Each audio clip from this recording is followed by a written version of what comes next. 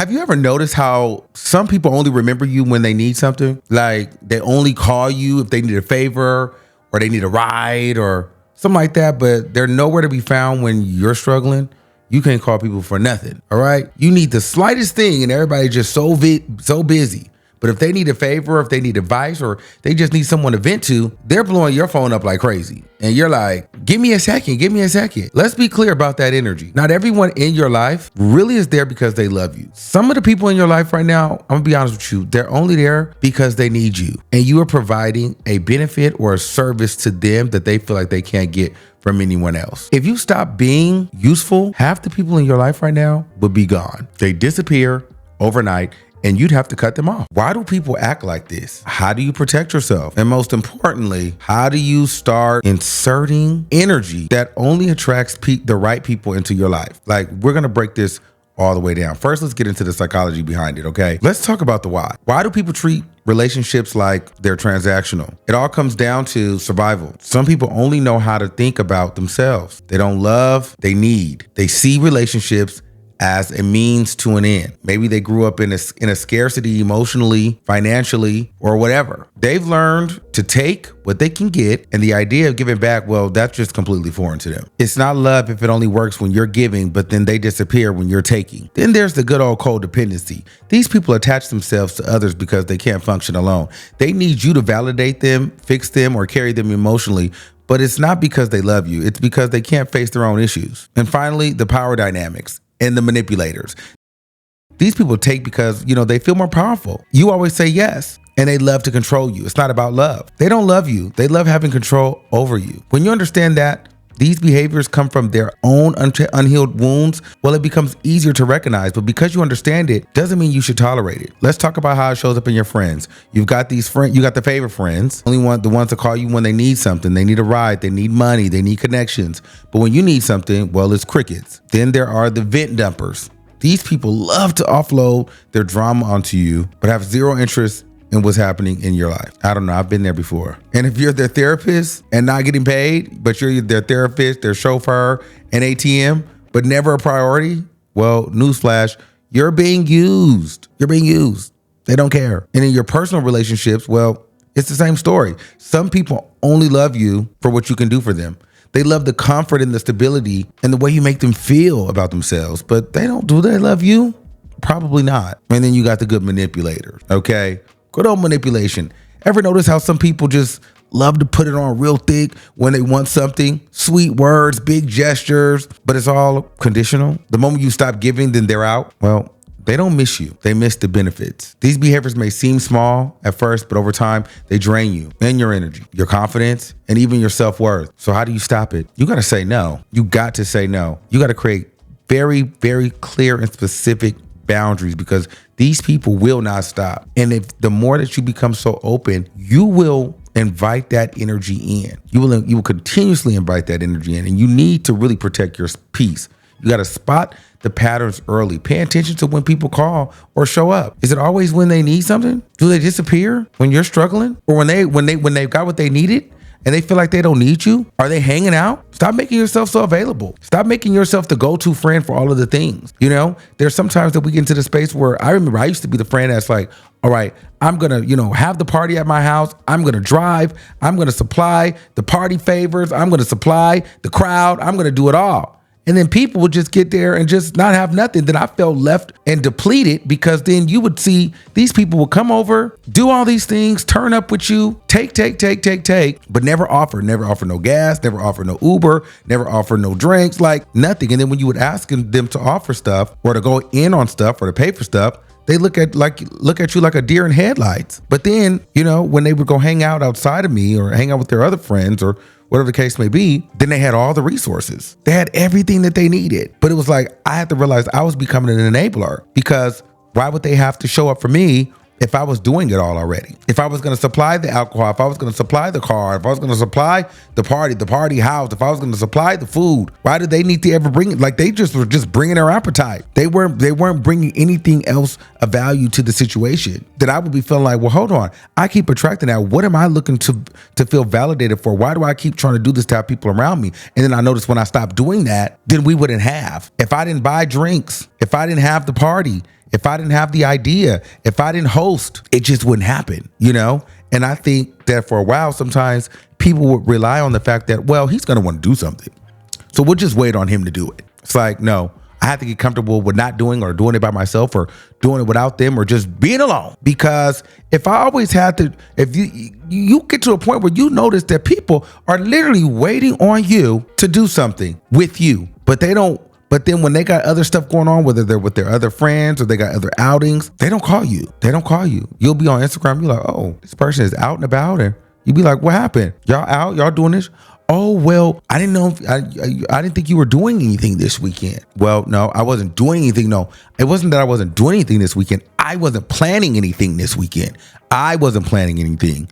Perhaps you could have planned something. I just personally wasn't going to plan something this weekend because I feel like I'm always the one planning everything. And I feel like at some point, maybe you should plan something. So, you just got to really watch that because people will literally, honestly, like be around you. And then once you're no longer a benefit to them, or they feel like they've got enough from you, or watch this, if they feel like you figured the game out, then they'll pull back. It's like, oh, well, he's not doing this anymore. She's not supplying anymore. Well, I don't need to go over there anymore because it's boring. Oh, well, you didn't really love me. You just loved what I was able to provide. You came over here for the free liquor. You came over here because it was a nice place to stay. You came over here because it was a nice car to drive in. You came over here because I was always going to order the Ubers. You came over here because I was always going to order the food. But you didn't really love me. You just came for the benefits. Because when do you return the favor?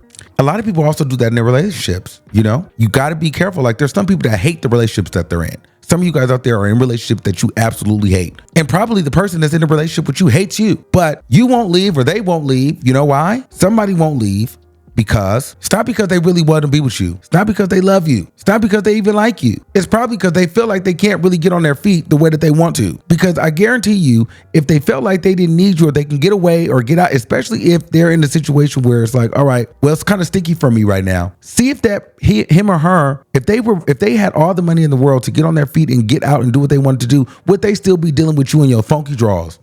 Probably not. Would they be dealing with you in your attitude? Would they be dealing with you in the arguments? They might not. They really might not. They honestly probably would dip, but they can't dip. That's why they haven't. So don't get confused. This person doesn't really love you. This person is not really there because they need you or they want to be with you. Sometimes these people are in your life because you're a means to an end, and you can't, and they can't leave. But the minute that they can leave, they're going to drop you like a bad habit on a 60-day cleanse. So you got to be able to spot that kind of energy, because it will leave you gagging in the end when they actually do the move, because they're going to do the move.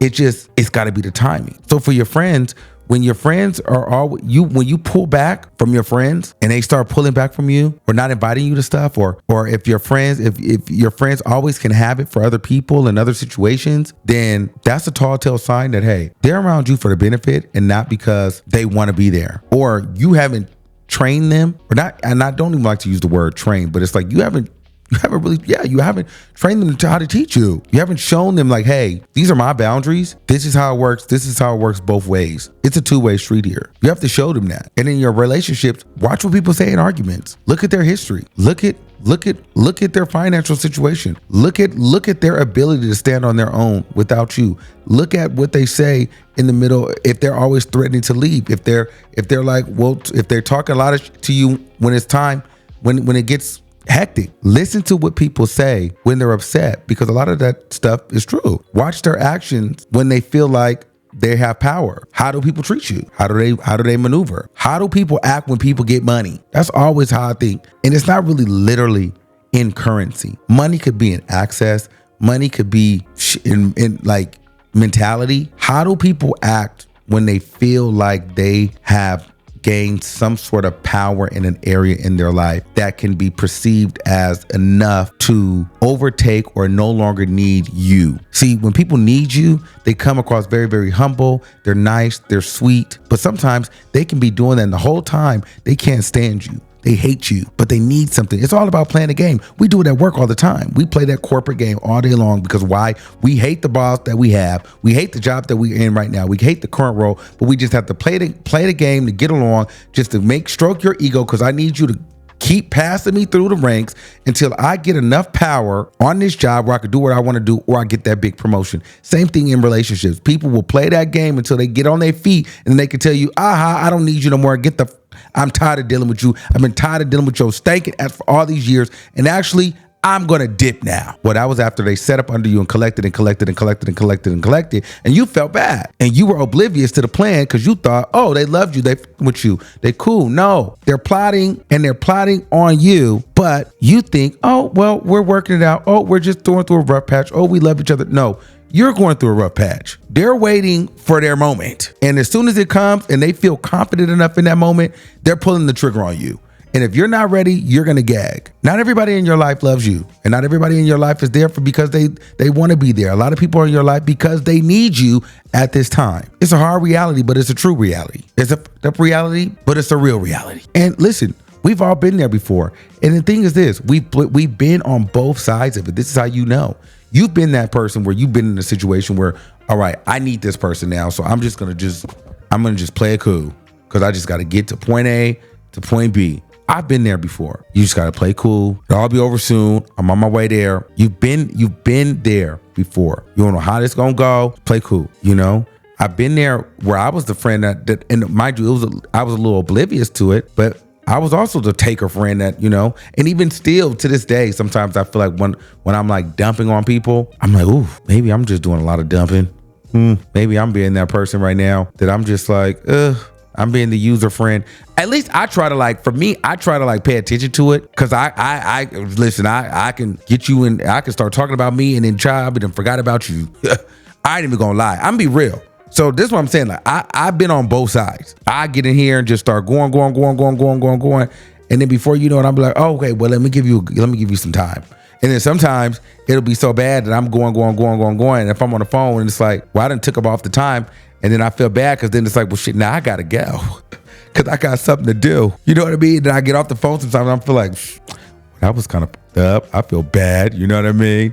So, I mean, you just got to be real. I think we just got to really honestly be real with ourselves. So we both play. Here's the thing. We all have been on both sides of it. So I think setting clear boundaries, and when those boundaries are set, if people really, really love you, they will respect your boundaries and your no. And then there's the other part where you have to identify some of the signs early so that you don't get yourself in those situations. And then two, if you miss out on the boundaries and if you're at the point where, you know, you're too far gone in the relationship or you're too far gone in the friendship and you haven't set the boundaries, you have to then go with the let them theory and just let them. Is it gonna suck? Yes. Are you gonna be hurt? Yes. Are you gonna feel played? Absolutely. But what I'm learning now at this point in life, you have to let people show you who they are and then they let you be who you are. You know, it's all about letting people do what they're gonna do. You cannot control another person. So if you miss all the red flags and you miss all the context clues and you ignore all the facts, you get too far gone. The only thing that you can do instead of being upset is let them play you, let them gag you. It will all be over. You'll grow stronger. It goes from let them to let me. So once you let them, then it goes to let me remove myself and let me learn from this situation and let me never try to let this happen again. You know what I'm saying? So those are my thoughts on that. Let me know what you guys think in the comments below. Have you guys ever been in that situation before? Are you in that situation now? And what did you do to get over a situation when you had finally realized that some of the people in your life really didn't really rock with you like that? They just needed what you could provide for them at this time. All right, guys, until next time, keep that same energy and we'll see you soon. Peace out.